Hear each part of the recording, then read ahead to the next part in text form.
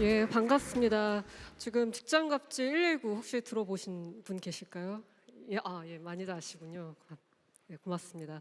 지금 직장갑질 119에서 대표로 일을 하고 있고 최근에 이제 안녕하세요 한국의 노동자들이라는 책을 썼습니다. 그래서 저는 오늘 일터 민주주의, 직장 민주주의, 작업장 민주주의에 대한 이야기를 하려고 합니다. 근데 그 전에 광장 민주주의 부터 시작을 해보도록 하겠습니다. 2016년 12월 기억하시죠? 작년 12월처럼 2016년 12월에도 사람들이 광장에 나갔습니다. 그리고 국정농단을 행사한 박근혜 대통령은 내려와라 라고 요구를 했습니다. 그 요구에 힘입어서 2017년 3월 10일 헌법재판소는 박근혜 파면이라는 중대한 결정을 내립니다. 사실 대단하죠. 이번 윤석열 파면까지 포함해서 우리는 광장에서 역사적으로 대통령, 이 나라의 수장을 끌어내린 정말 몇 안 되는 자부심을 가져도 되는 시민들입니다. 그런데 일터는 어떨까라는 생각을 해봅니다. 혹시 이런 사진 보신 적 있나요? 네, 누군지 아실까요? 네, 양진호 위 디스크 회장입니다. 이 사람이 계속 언론에 오르내린 적이 있습니다. 직원들한테 닭피를 마시게 하기도 하고요. 직원들 막 다 강제로 염색시킨 사진 혹시 보신 적 있나요? 이 사람이 2015년 4월에 어떤 직원이 회사 홈페이지 게시판에 회사를 비판하는 글을 썼다라는 이유로 사실 전직 직원이었거든요. 퇴사한 직원 회사로 불러드립니다. 그리고 이렇게 많은 직원들이 보는 앞에서 욕설을 합니다. 그리고 뺨을 후려칩니다. 그리고 직원을 무릎 꿇립니다. 무릎 꿇게 했다고 하니까 또 생각나는 사건이 하나 더 있습니다. 보신 적 있죠? 예, 조현아 전 대한항공 부사장입니다. 2014년 12월 10일 조현아 전 대한항공 부사장이 뉴욕 존 F 케네디 공항에서 대한항공을 타고서 출발합니다. 근데 여승무원이 이제 마카다미아를 그릇에 담아서 내보냈는데 그 서비스가 마음에 안 들었던 것 같아요. 그거에 불만을 제기를 하면서 매뉴얼이 담긴 책자로 여승무원한테 집어 던지기도 하고 그리고 막 다그칩니다. 그리고 여승무원을 무릎 꿇립니다. 옆에 박찬종 사무장까지도 같이 무릎을 꿇리기도 합니다. 그리고 출발한 비행기를 회항을 시키죠. 일명 땅콩 회항 사건으로 유명한 사람이기도 합니다. 무릎을 꿇렸다고 하니까 또 하나 생각나는 사건이 있습니다. 혹시 박찬주 육군 대장 부부 사연 아시나요? 사실 여기는 일터는 아니에요. 군대라는 곳은 어떤 의미에서는 젊은 사람들이 의무복무로 가는 곳이기도 합니다. 근데 이 박찬주 대장은 전투병을 조리병으로 무단으로 전용을 해요. 그리고 자기 집에 와서 음식을 만드는 일을 시킵니다. 새벽 6시부터 밤 늦게까지 손님이 있는 날에는 자정이 넘어서까지도 이 조리병한테 일을 시킵니다. 이 조리병이 혼나요. 그러면 무릎을 꿇고 사정을 합니다. 추운 날에 베란다 밖에 내쫓기도 합니다. 근데 이 일이 박찬주 전 대장만 그랬던 것 같진 않아요. 군대 내에서 온갖 다양한 사적 지시와 갑질이 이루어지고 있다는 것이 언론을 통해서 보도가 되기도 합니다. 그래서 참 고민이 됩니다. 왜 이렇게 일터에서는 사람들이 무릎을 꿇고 시키는 일에 무조건 따라야 되는 것이고 말도 안 되는 갑질이 난무하는 것일까? 관련해서 한 조사가 있었습니다. 여기 보시는 것처럼 중앙일보 조사였는데요. 내가 나선들 40%는 불이익 걱정한다. 그러면서 가장 민주적이지 못한 조직으로 관료사회를 꼽았지만 그 다음으로 기업을 꼽습니다. 기업 민주적이지 않다. 그리고 사람으로 따지면 가장 민주적이지 못한 관계가 사용자와 직원의 관계, 그 다음이 상사와 밑에 하급자와의 관계라고 합니다. 우리의 일터는 정말 민주주의와는 담을 쌓은 곳이기도 합니다. 그리고 이런 것들이 사실 조직에 굉장히 나쁜 영향을 미쳐요. 사실 대한상공회의소라고 하면은 어떤 의미에서는 기업 자본들의 이익을 대변하는 곳이기도 한데 여기서도 이렇게 얘기를 합니다. 국내 기업 굉장히 허약하다. 그리고 이런 것들이 조직의 생산성에도 크게 영향을 미친다. 그래서 저희가 고민을 좀 해봅니다. 왜 광장의 민주주의는 일터 문 앞에서 멈추는가? 왜 광장에서 꽃피웠던 민주주의가 일터에서는 꽃피우지 못하는가, 이런 고민을 많이 해봤습니다. 일단 이렇게 생각을 해볼 수 있을 것 같아요. 왜 일터에서는 민주주의가 꽃피우지 못하지? 자본주의 이야기를 안 할 수가 없습니다. 그 마이클 왈저라고 혹시 들어보신 분 계실까요? 예, 일터 민주주의를 이야기했던 유명한 학자인데요. 이 유명한 학자가 이렇게 얘기를 합니다. 자본주의의 큰 문제는 돈의 불평등에 있다. 근데 그것보다 더 큰 문제는 돈을 가진 사람이 모든 권력을 독점을 하고 그러면서 다른 것까지, 돈이 아닌 다른 것까지 지배를 한다라고 얘기를 했습니다. 그러니까 어떤 의미에서는 이 자본주의 사회가 일터 민주주의의 가장 큰 방해가 되기도 하는 겁니다. 근데 또 자본주의로만 문제로 얘기하기에는 또 한계가 있긴 하죠. 어쨌든 자본주의가 가장 극대화된 곳이 사실 직장이긴 하죠. 나는 돈을 주니까 너는 내 지시에 따라야 돼. 돈을 받은 사람은 그냥 무조건 종속되어서 복종해야 된다라고 우리는 다들 생각을 하고 있습니다. 뭐 그 외에 뭐 상명하복의 문화 뭐 이런 것들도 있긴 하겠지만 사실 우리 일터는 다른 자본주의 나라와도 좀 다른 특징이 있습니다. 노동의 효율성을 굉장히 강조를 해요.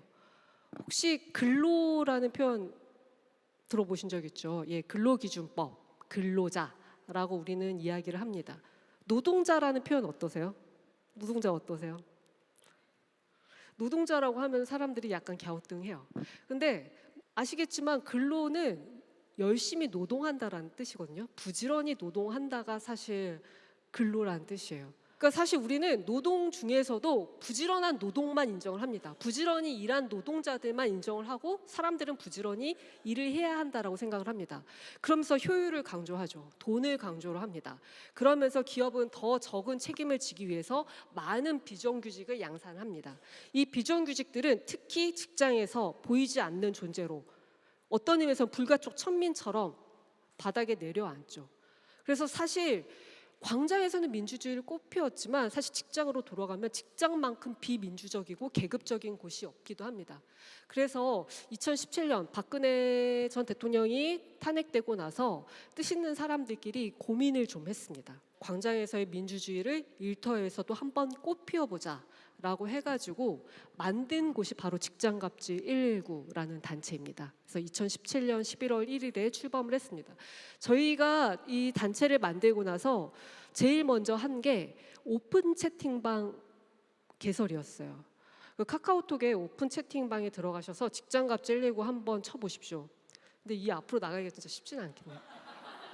그냥 편하게, 제가 편하게, 왜냐면 뭐라도 이렇게 질문을 이따가 좀 질문 드릴 기회가 있으면 다시 한번 나아가 보도록 하겠습니다. 그 카카오톡의 오픈 채팅방에 직장갑질 119라고 검색을 하시면 지금 한 1,500명이 들어와 있는 방이 하나 있습니다. 익명으로 들어와서 자기가 일터에서 겪었던 갑질에 대해서, 노동 문제에 대해서 상담을 할 수 있는 곳입니다. 그러면 119에 한 250명 되는 소위 뭐 노무사, 변호사, 활동가 스태프들이 상담을 하고 있습니다. 사실 이 방을 맨 처음에 개설했을 때는 이렇게 반응이 폭발적일 줄 몰랐어요. 근데 만들자마자 정말 많은 사람들이 들어와서 자기가 일터에서 겪었던 일을 이야기를 합니다. 그래서 이런 상담을 한번 제가 딱 채팅 상담을 할 때였는데요. 큰 병원인데 이 병원에서는 1년에 한 번 창립기념회처럼 행사를 할 때 직원들, 간호사들을 동원을 해가지고 장기자랑을 한다고 합니다. 그리고 그 장기자랑 연습을 어마어마하게 시키는 거죠.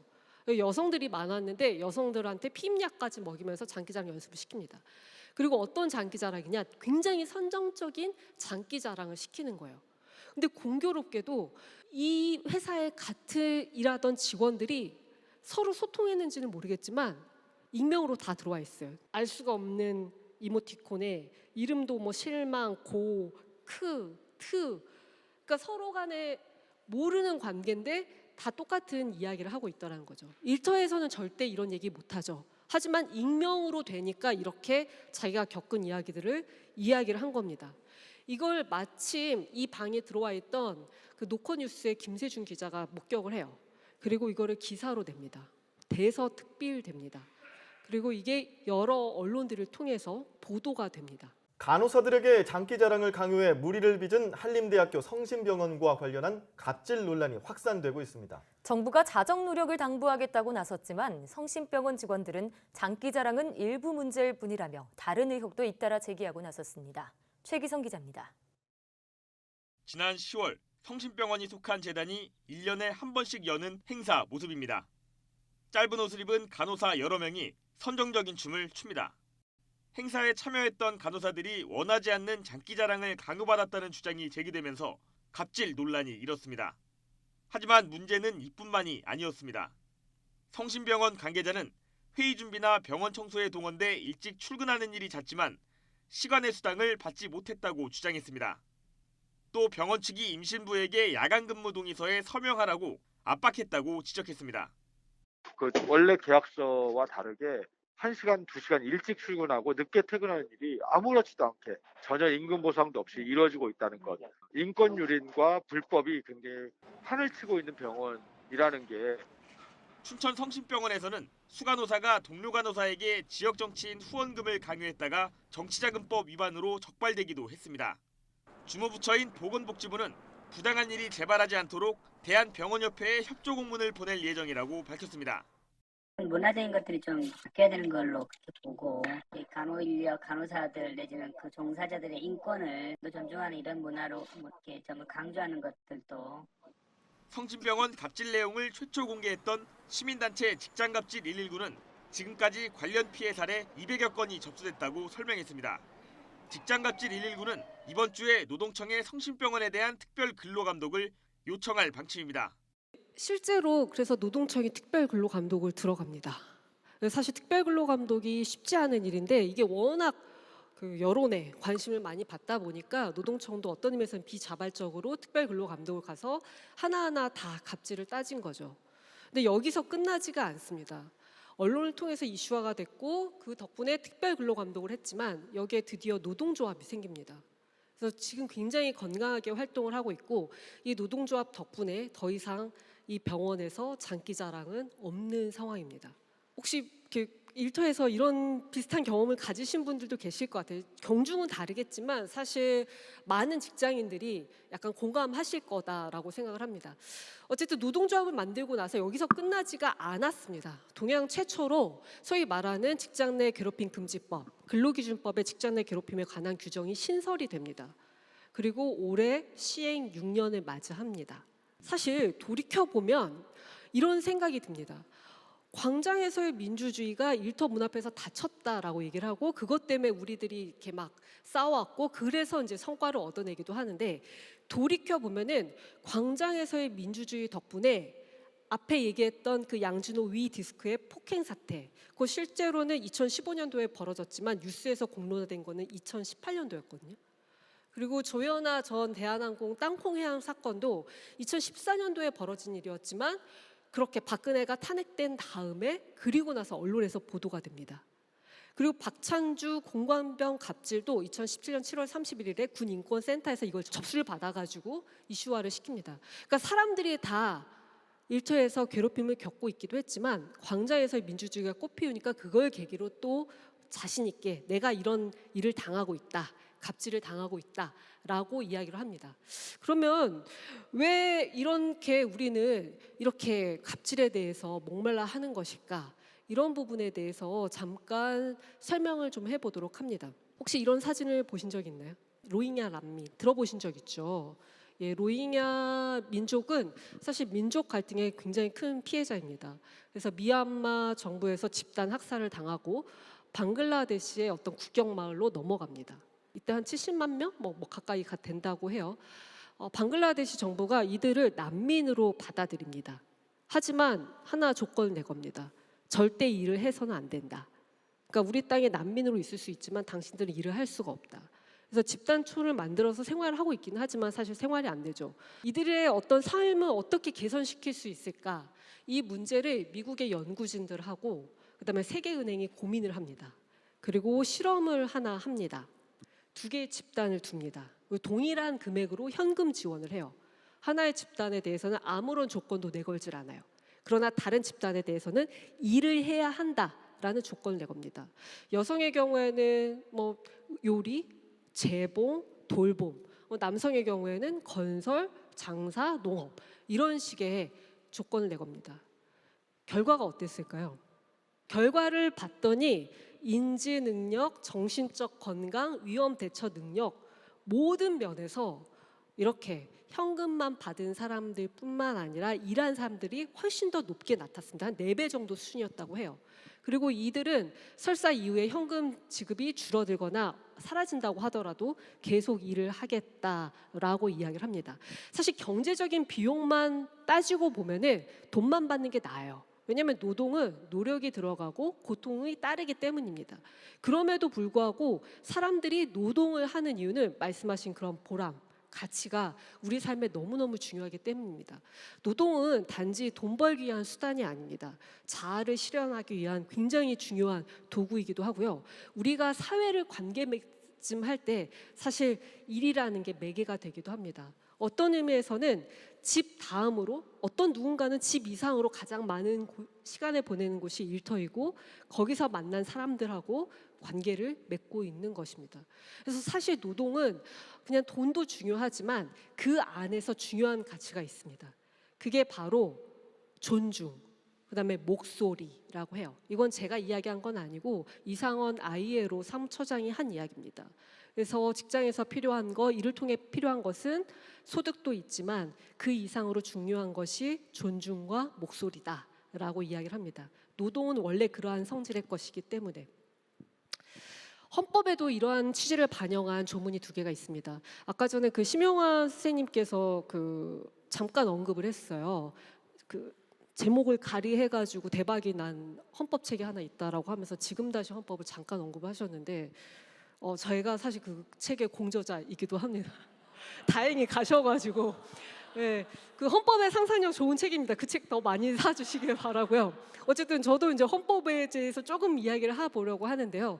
우리 헌법은 어쨌든 약육강식의 사회를 부정을 합니다. 그래서 모든 시민들이 행복하게 민주적으로 살 수 있도록 만들고 있습니다. 그러면서 노동관계를 들여다봅니다. 노동자는 기본적으로 사용자와 대등하지가 못해요. 그래서 이거를 내버려 두면은 힘 있는 사용자가 마음대로 쥐고 흔들 것입니다.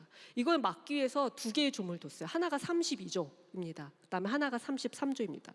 32조에 보면은 결국엔 노동 조건을 최저한의 법으로 강제를 하고 그걸 사용자가 무조건 따르게 하겠다라는 것이에요. 법이라는 걸 통해서 어쨌든 강제하겠다라는 것입니다. 근데 여기에 되게 중요한 내용이 있습니다. 인간의 존엄성을 보장하도록 법률로 정한다. 근로조건의 기준은 인간의 존엄성을 보장해야 된다라고 하고 있어요. 그냥 있는 게 아니라 실제로 우리는 일하면서 존중받고 존엄성을 유지하는 게 되게 중요하기 때문입니다. 근데 그 이상으로 저는 중요하다고 생각하는 조문이 바로 노동 3권에 관한 33조예요. 이 노동 3권의 의미에 대해서 헌법재판소가 이렇게 이야기를 했습니다. 제가 그대로 인용을 해보도록 하겠습니다.